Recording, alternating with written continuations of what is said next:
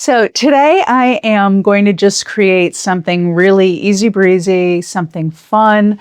It's so hot here today. I don't know why. This was unexpected. And I'm afraid that if I use any of my traditional techniques, or actually what I was planning on doing today was doing some gel printing, but it's so warm in here. I have the air conditioning on, it's blowing, everything's drying too quickly. So what I think I'm going to do instead is something that I've been inspired to do for quite a while now. And there's several artists that I've seen on Instagram and on YouTube, and they do a very liquidy, loose type painting with acrylic paints. And I'm going to do that today. And I'm going to show you exactly how I'm going to do it. I'm hoping that this piece turns out because there is a spot in our guest room. I don't know if you all recall, but earlier this spring, the ceiling in our guest room collapsed. And when it collapsed, there was a burst pipe up in the attic. But when it collapsed, it did a lot of damage. But the one of the things it did was a painting that I had in there, a painting on paper got destroyed. And so I'm feeling like I really want to replace it with something different than what I had. And so I'm hoping today that this is where this goes. Anyway, so I pulled this out because I wanted to show you what I was working on. This is Arches Aquarelle. This is the 22-inch by 30-inch, 300-gram or 140-pound cold press watercolor paper. That's what I'm working on. Oh boy, I do love a fresh piece of paper. Okay, so one of my primary tools today is going to be Dixie cups. And like I said, this is really loose work that I'm going to be doing. I am going to want to grab a couple of things, so let me do that. Okay, I decided to just grab a whole bunch of random tools here. I decided while I was picking out the tools that today I'm going to try to complete this whole painting without using a traditional paintbrush. You all know that I use the Catalyst wedge a lot. Maybe I shouldn't use that today. We'll see. I am going to be working very wet, so this might really be the thing that I do need to use. And I may change my mind on whether I'm going to use brushes later on or not. There may be some mark making that I want to do, or, depending how this goes, there could be, I could potentially change my mind on all of it. You never know with me, right? So here's what I'm starting with. I do have the Catalyst wedge. I have a big brayer. It's a big piece of paper. I have a little brayer. I have some cotton rounds for your makeup or your skincare routine, whatever. I have a spatula. This is a weird little spatula, but I like it. And this is actually a brush that's typically used to put wax or milk paint into furniture. It's got really tight brush hairs. And I think, maybe we'll see if I use it. We'll see if I use any of this, actually. But what for sure I am going to be using are Dixie cups, or doesn't have to be Dixie brand, just little cups. I'm going to be okay with pouring paint in these and probably some Airbrush Medium, maybe some water. We'll see. We're going to kind of make this up as I go. So I think the very first thing I want to try is I'm going to use this light phthalo blue. And the reason why I'm starting with this, I don't even know if blue will be visible by the end of this, but I'm starting with this because this is actually High Flow Acrylic, right? I don't have that many High Flow acrylics because I use Airbrush Medium a lot, and I just make my fluid acrylics into high flows by using the Airbrush Medium. I will show you that in a minute. But for now, I'm just going to use the light phthalo blue, and I'm going to do a couple of tests. I'm going to see how it wants to behave today on this paper. So just to give you an idea of how thin it comes out, I'm going to pour it in here so you can see, but Like it's super drippy. And I'm just going to take a little, apparently I didn't pour enough in, and just sort of let it land on the paper and see how it wants to move. It's pretty solid. Let's see where this goes. This wasn't at all what I was thinking about, but for the moment, I do kind of like it. I should also mention that I have some water here, and I also have some alcohol that I can use to manipulate the paint. Now, I've got to say, right at this moment, I like what's happening. I like that shape. I'm not going to be so married to it though, so I am going to hit it with some, in places, with some water. And can you see how beautifully that's just starting to spread now? Now, I can show you on a different piece of paper because I really don't want to do it here. But if I were using just like regular fluid acrylic, which fluid acrylic is much thinner than many, I'm going to show you on a spare sheet, okay? So I'm going to take the golden fluid acrylic and I'm going to put it on here, right? And you can already see it doesn't move around this with the same fluidity that the High Flow did. But if I hit it with some water, that's an awful lot of water, to be honest, to hit it with. So this is an opportunity for me to share something that I get asked quite a bit. How much water would you mix in with paint? So you saw I had a big clump of paint and I hit it really hard with the water. What I want to point out is that the water here, although the paper itself is tinted in this green color, there's really no binder left. There was too much water for the amount of paint. So all I want to say about that is that without the binder, the likelihood of even archival products not really holding up well is high. So you don't want to use too much water. I believe the general rule of thumb is no more than 20% water. I'm not sure if that's exactly accurate. I'll check that out. And if I discover that after I film this, I'll put it in the description. But you can see here with the light phthalo blue, and this was the High Flow acrylic, you still have that real intensity of color with just a little bit of spraying on it. But you got a lot of movement, right? So I'm just going to move it all around a little bit. What I'm really enjoying right now is the freedom, actually, of doing this without having to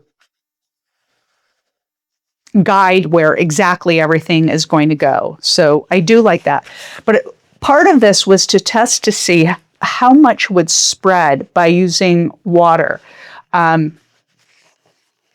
I mean, I am going to, I really do like this part right here. I'm not exactly sure why, but I do.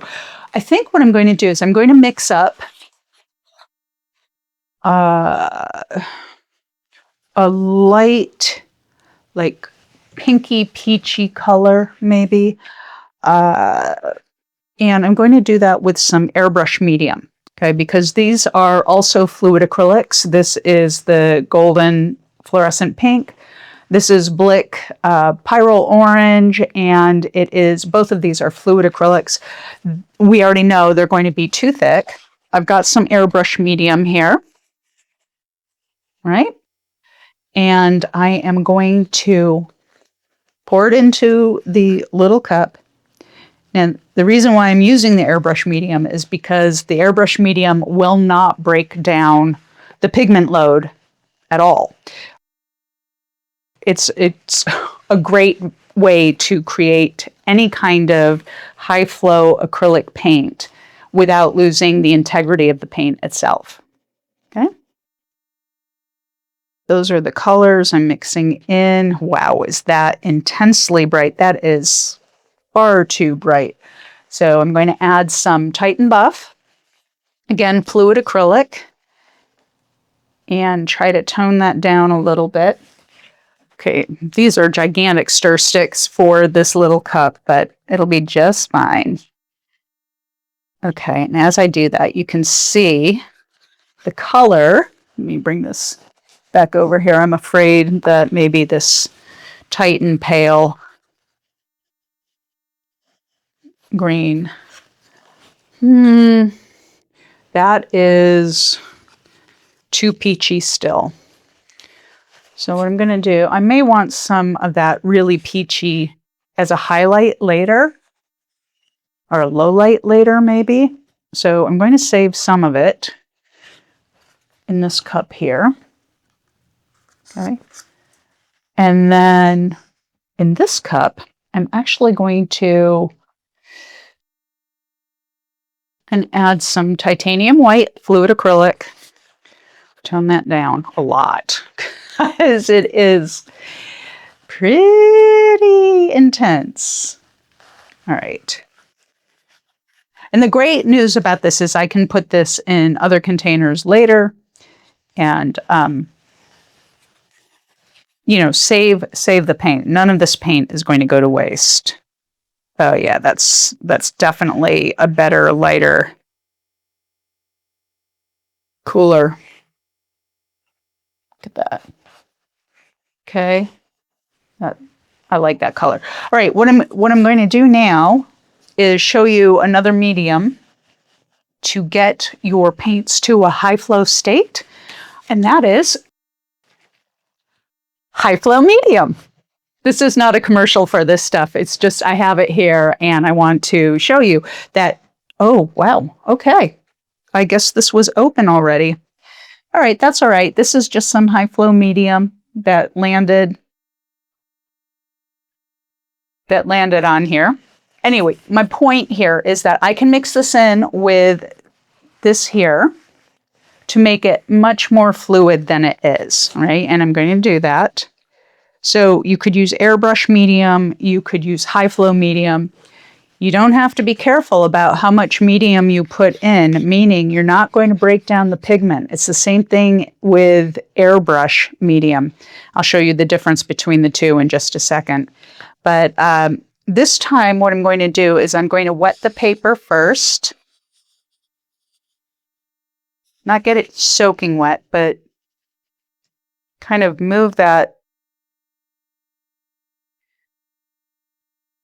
Have it be a little damp so that this paint, when it goes down, it behaves a little bit differently.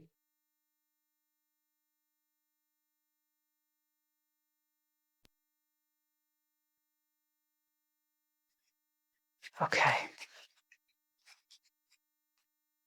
And I'm going to use this spatula and just kind of move this around.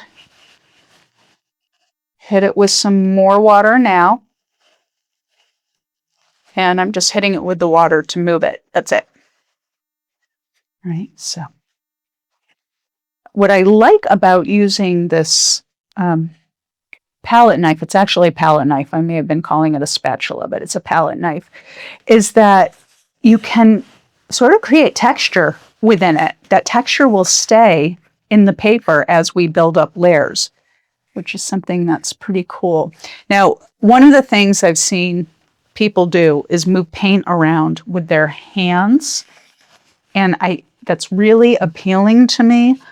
But I don't have gloves today. I'm all out of gloves, and I've got to put that on my studio buy list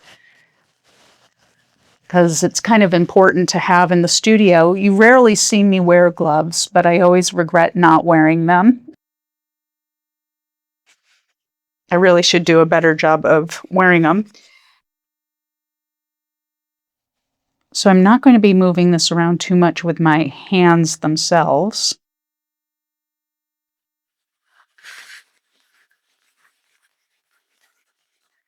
but I'm kind of itching to. There's this video that I saw in a book that I have right back here. It's the Helen Frankenthaler, and this one is the Painting Without Rules.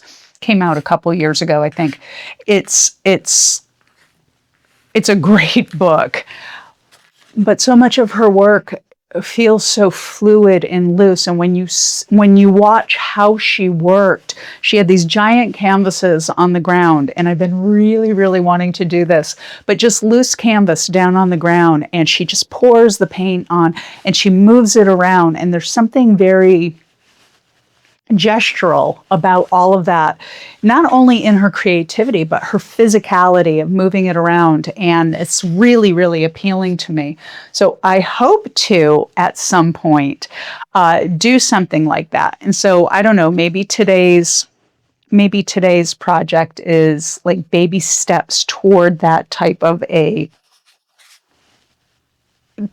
process. I don't know. For sure, if I do it, you all will see it, because I just don't seem to keep anything from you. But okay, I just took some of the titanium white and just put a touch of the orangey color in there, really thin. Again, I'm just looking for like floaty type transitions and movements within here.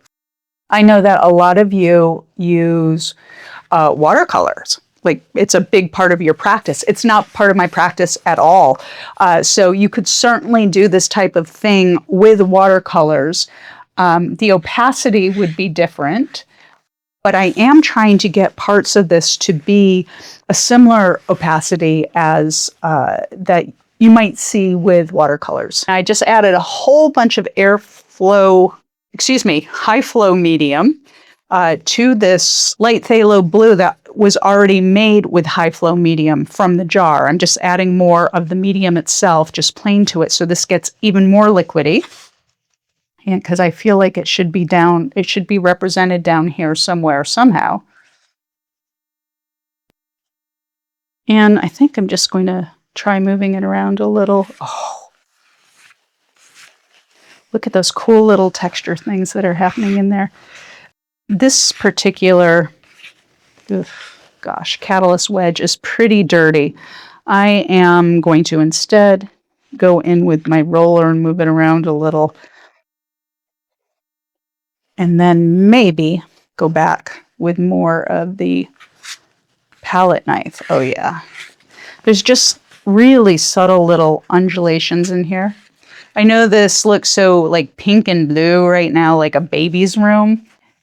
I'm hoping that it won't stay in this phase, so to speak. I'm hoping it evolves into something more, but the day is going to reveal to both of us, to you and me, where this is going to go. As much as I loved those marks there, I think it's too early in this particular piece for me to have marks like that. So I knocked them down, and all I'm doing right now is just following my instinct on where to put any of this or how to move it even. As I always say, the great thing about working with paint is if you don't like it, later you can always go back over it, start over, or change it. Like, you don't have to be married to any particular piece of it. Completely changeable. Now I'm just putting raw High Flow Medium on here. Again, you could do this with Airbrush Medium. You could do this with water, but again, be careful. If your acrylic paints have not dried and you go over it with even more water, you're still breaking down the pigment load. Once it's dry, you're pretty safe. Things will work out, but when it's still wet, just be conscious of that. All right, I think I'm going to tone down. There's something happening here that I'm enjoying, but does feel a little intense. So I'm going to go back to, I want some titanium white in there, but I don't want it. I'm going to use Airbrush Medium this time. Okay, just pour it in there, stir it up. I don't want the titanium white to block what I'm enjoying in that area, but the area needs a little something. In case you can't see what I'm doing here, let me move this for a second. I'm just taking the gel plate as a palette and I'm pouring some of this very liquidy titanium white on it, because at this moment I don't want to pour it directly on here. And I took it into another spot on the palette and just, tapping it out because I don't want perfect coverage. And I just want to come in and see if I can sort of break up this hard transition between these two a little bit. I'm not looking for a perfect, breakup of the transition, but I don't want it to be so harsh either. So just get a little more of that. Just little tiny subtle differences. And one of the things that does for the piece is it creates texture, right? So you can do it right on the piece as well. Just tap down and then move it a little. And it's creating a really smooth blend through here. This is still pretty, I think I need to, oh, well, that's interesting.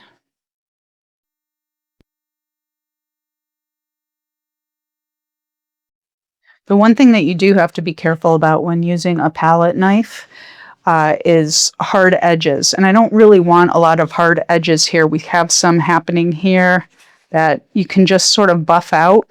Calling it buffing out. Just take your palette knife and just move it in a circular movement. That can help reduce some of the harsh lines.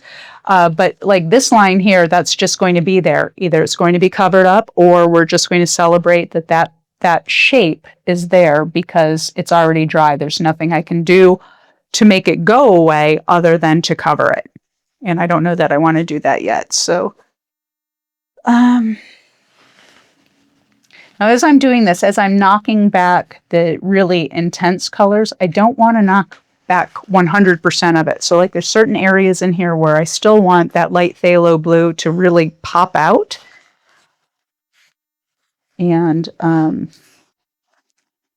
the same thing with the really intense pink. And in fact, I almost forgot about my little cup of intense pink. And, just for giggles, I'm going to pour it on the gel plate just a little bit.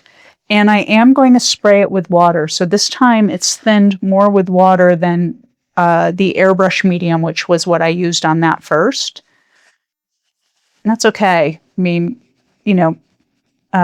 but I want to have it be really wet. I just want to show you, you don't have to get all these mediums. You can just use water, but just know, don't break it down so much with water that you lose the pigment load.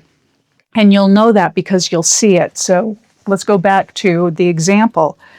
Can you see, like, the pigment has separated from the water and it's like, I'd say it's grainy. It's not actually grainy. That's more the paper. But I mean, you might like that look, but the truth is you can attain that look by not breaking down the pigment load by using one of the other mediums. So all this is to say you can certainly use water, just much less, and maybe what you do is spray down the paper first, or you try to get that looseness another way. There's always ways to accomplish things.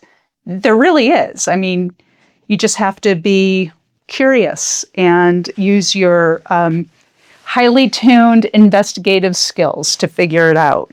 So I like that. I like adding that pink, orange, salmon-y color in there. I liked that. I want to be careful that I don't keep making all the same shapes with this palette knife. So I'm going in and I'm just barely touching. Yeah. just barely touching the wet paint with the brayer.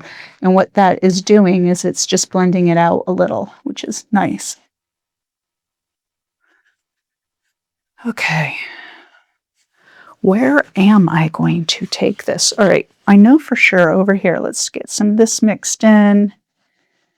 Let the palette knife do what the palette knife wants to do, which is create texture, blend colors on the gel plate / palette, and then move it around. Wow, that is a super pretty pink in there. It's almost like a ballet slipper, almost. Okay. Oh, yeah. Oh, I love that. When you go over something that's already dried and there's like already some texture with that, visual texture, not actual physical texture, and then you go over it with some dreamy color, look at what's happening in there. I'm going to see if I can zoom in on that so you can see, like, it's just visually interesting is what it is. It just is. Again, I know that it's the High Flow Medium, but it could be Airbrush Medium. You could even use like gloss medium or matte medium. Those are much thicker, so you're not going to get the heavy flow like I'm getting here with these High Flow High Flow Medium and products, or even the airbrush, but you will still get movement. That's different than just right out of the, the container. So something to think about. I'm not encouraging you all to go out and buy every single thing that I have. I've had a studio for a long time, which means I've collected. Wow, just turning this around. I'm seeing it so differently right now. Okay, so we need to do a lot of work down here because this is all really intense.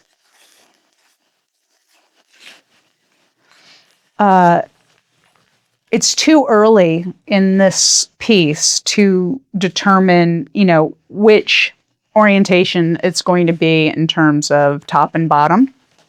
But I do know that it is actually going to be the portrait orientation because of the space it's going into. It needs to be portrait for a piece of this size. If I keep the whole thing this size, I mean, who knows? Maybe I won't. Maybe I'll change it around a little. But I do know it'll be like this and not horizontal. So as I'm building it, I want to be able to see it from that perspective. Gosh, there's some qualities here that I am very much digging. I'm going to add a little blue over here to the white. And again, I don't know if you can see this on camera. I'm just mixing some of that light phthalo blue with the titanium white, both of which have been pre-mixed with Airbrush Medium or the High Flow Medium. Oh yeah, that's so dreamy.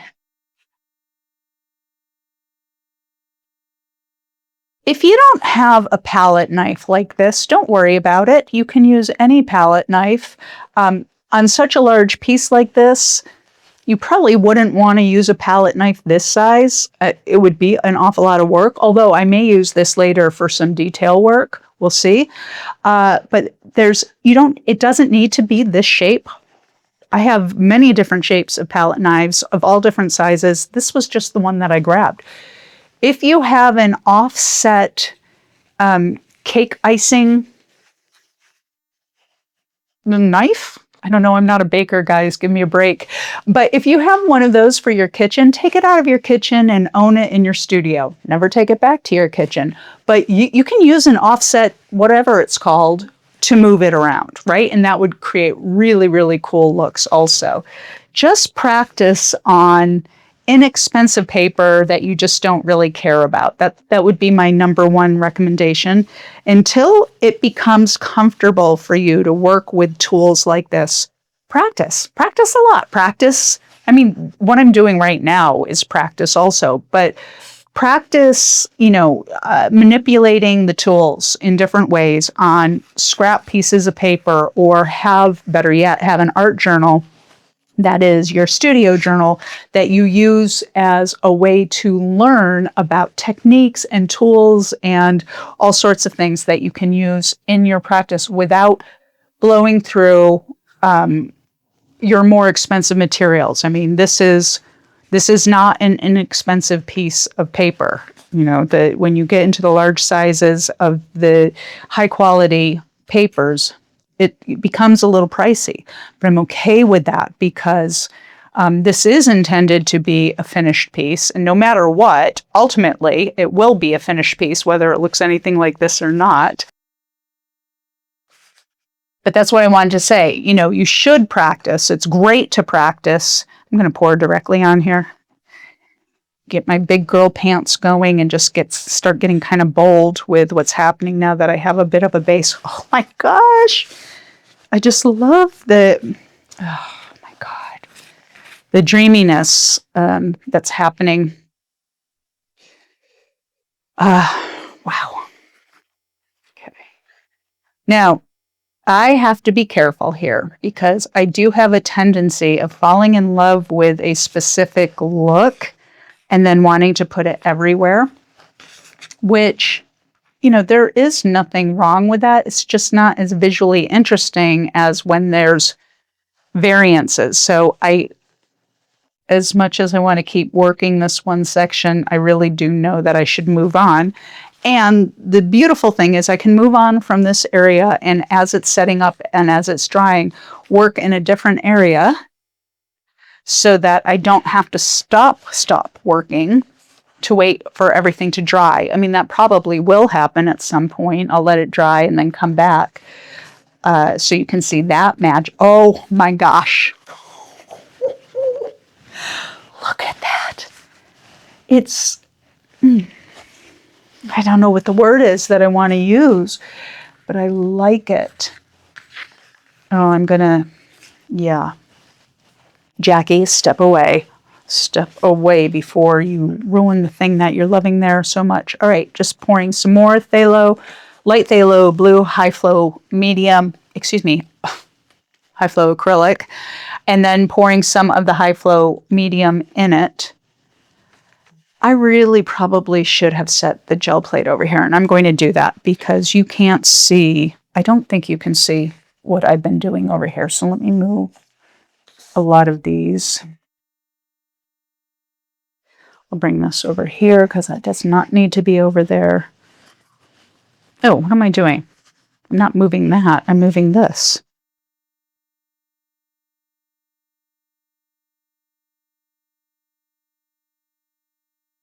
All right.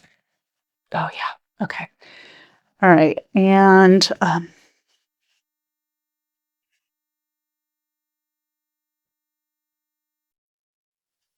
okay, that's wet. We're talking wet. All right, I'm going to go right in here. The other thing that you want to make sure, no matter what tool you're using, but particularly when you're using a palette knife, large or small, is you want to make sure that you don't have like crumblies, you know, technical word, crumblies coming up on the edges of your tool. Just like when you're using a paintbrush, you always want to be looking to make sure that you don't have hairs from the paintbrush in your work. And, you know, every tool has its fiddly things. With the palette knife, that's it. Like if you get something sticky on it or whatever, it could end up in your painting where you probably don't want it. I'm actually going to take some of this salmon and mix it with some of this, intentionally on the gel plate, mix it with some of the light phthalo blue, get maybe a little different tone variation. Yeah. In here, not much. Now, I don't know if you've all noticed, but so far we're really only using four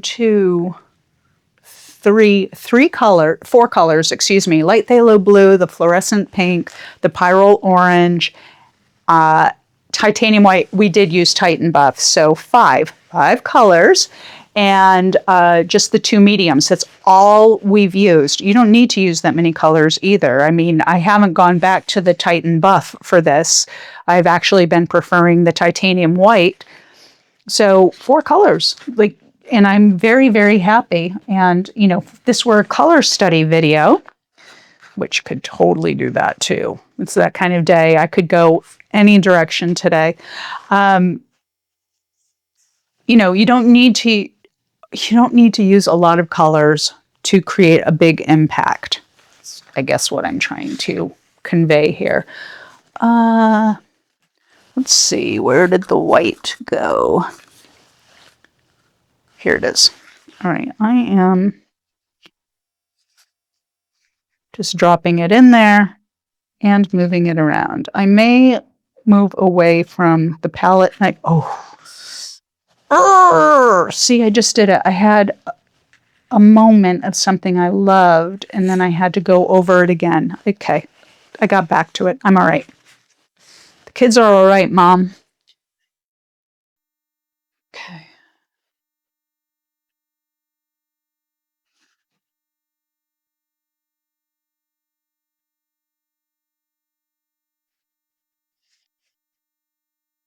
All right, get some going over here.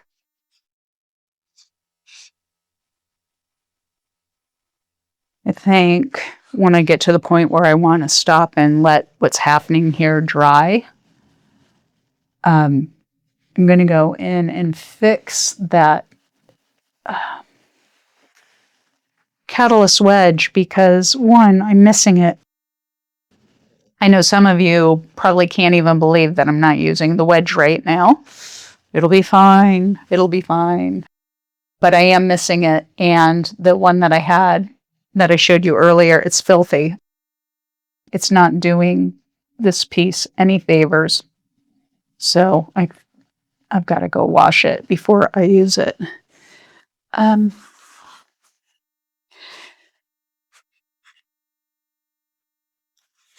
Okay, let me move this. No. What do I want to do here? I think I want to pour some of this. So again, this was the fluorescent pink with the pyrrole orange. This is pretty intense, and I'm just going to do it anyway. Oh, you know what I'm going to do? I'm going to hit it with a little bit of water. Now, I do have the isopropyl alcohol out here, and I could be working with that as well.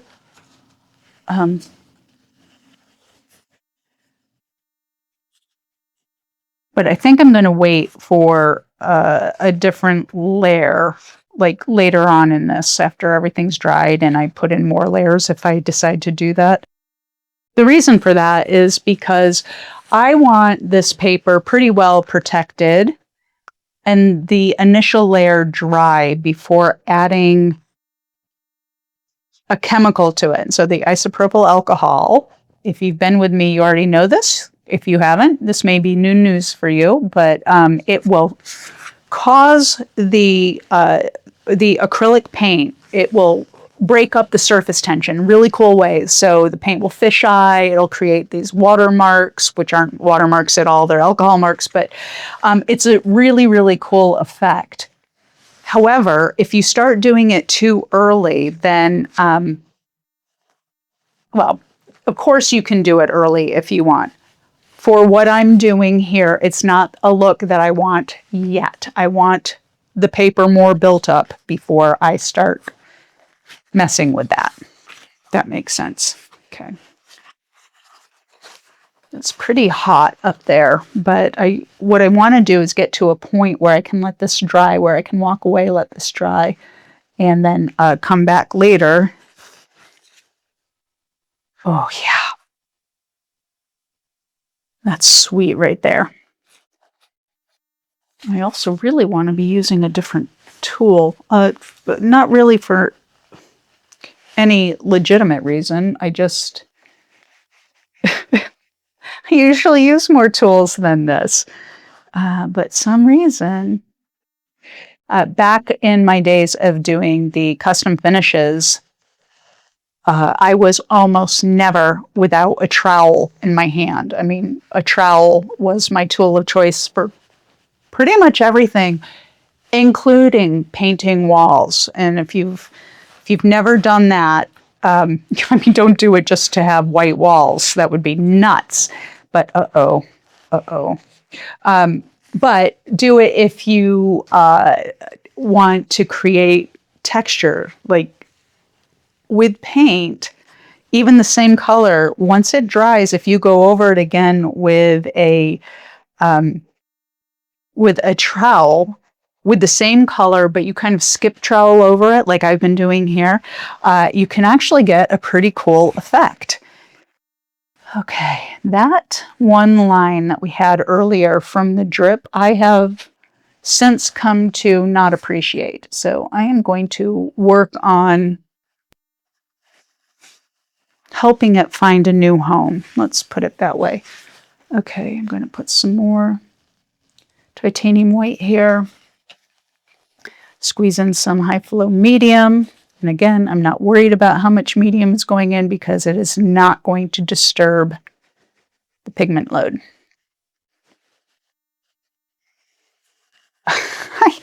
I really do wonder where I'm going to go with this, though. I mean, I don't... It'll be interesting. Let's just put it that way. Okay, got some white happening in here. Where else do I want to blend out a little bit more before? Oh, I know what I might do. It'll all depend. As you may be aware, acrylic paints have a tendency to dry different shades than they appear when they're wet. And depending on the colors, some colors will appear darker when they're dry. That's most common. Some colors will appear lighter once they're dry. And I don't want to make any upper layer decisions, like upper executive decisions, until the colors that are on here are fully dry. Because there may be some opportunities that I want to take advantage of, you know, when the more permanent version of the color is there.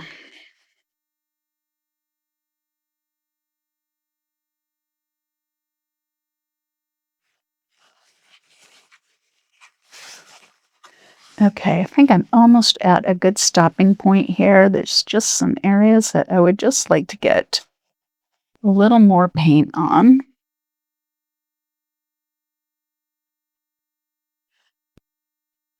I'm not really going for 100% coverage yet, but I am. Some of this is pesting me. Do you guys say that? Pesting you? Stop pesting me. I don't know. It's just a family thing, but oh, wait, that's sort of cool, actually. All right, wasn't planning on doing that. Do you see how the tapping is creating like a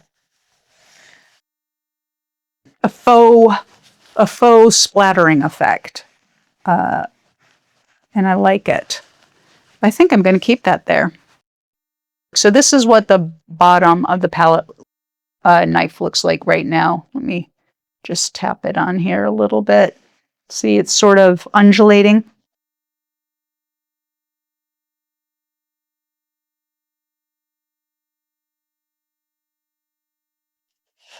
So we get some of that sort of splatter look. Maybe a splatter isn't the right word, but I like it. It's creating a little bit of variety. All right, here's what I'm going to do. I'm going to let this dry. I'm going to come back to this. I'm going to let it dry, and then we'll see what happens next. Stay tuned.